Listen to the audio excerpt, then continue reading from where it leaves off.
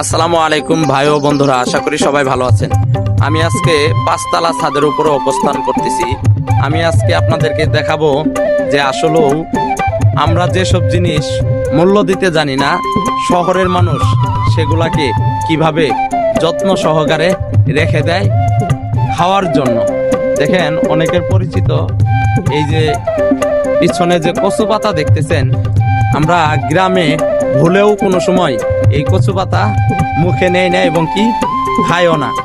তো এই কচু পাতাটা যখন একটা বালতির ভিতরে লাগিয়ে এই বাসার বাড়িওয়ালা এই ছাদের উপরে উঠাচ্ছিল, তখন আমি বলতেছিলাম যে কচু পাতা কেন ছাদে উঠাচ্ছেন, নিচে কিন্তু অনেক কচু পাতা আছে। সে বলতেছিল যে আসলে এই কচু পাতা খাওয়ার এত উপকারিতা, এই যে বাসার মালিক সে অনেক দিন সৌদি আরব থেকেছে।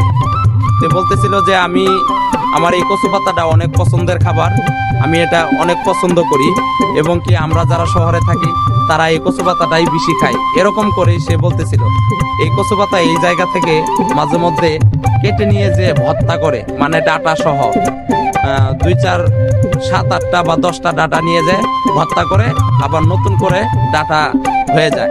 তাই বাড়ির কথা মনে হচ্ছে যে আসলে আমরা যখন গ্রামের বাড়িতে থাকি, কচু পাতা, দস্তর এবং কি সেন্টার শাক, লাতারি বাতারি শাক, মানে আরো কত রকমের শাক আমরা হলেও কোনো সময় খাইতে চাই না।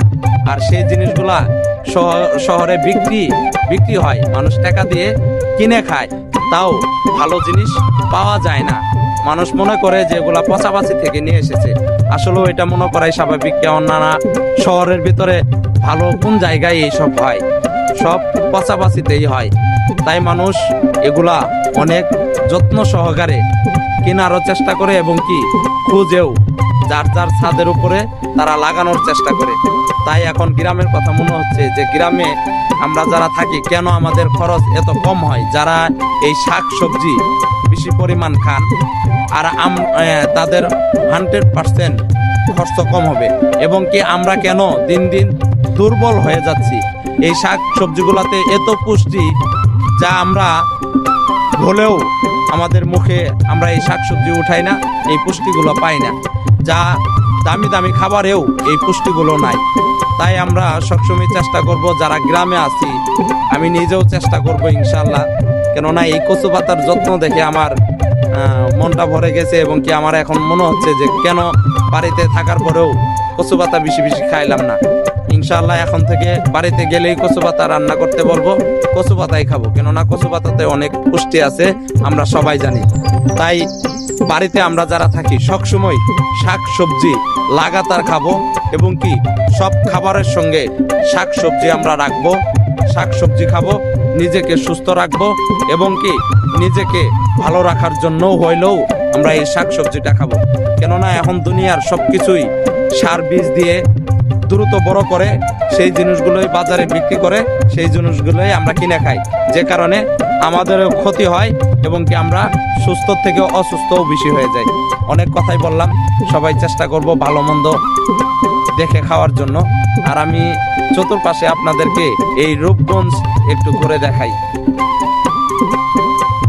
এই যে আমার সামনে যে ইটার ভাটাটি দেখতেছেন, এটা কিন্তু আমাদের গ্রামের মতোই কয়লা দিয়ে পুরে ইট বের করে। এই যে এটা না, টিন সেট যেটা, এটা না, এই যে এটা হলো ইটার ভাটা। এই যে ইটার ভাটা দেখাচ্ছে, এটা ছোট্ট একটা ইটার ভাটা। এটা হলো রূপগঞ্জ, অনেক সুন্দর জায়গা।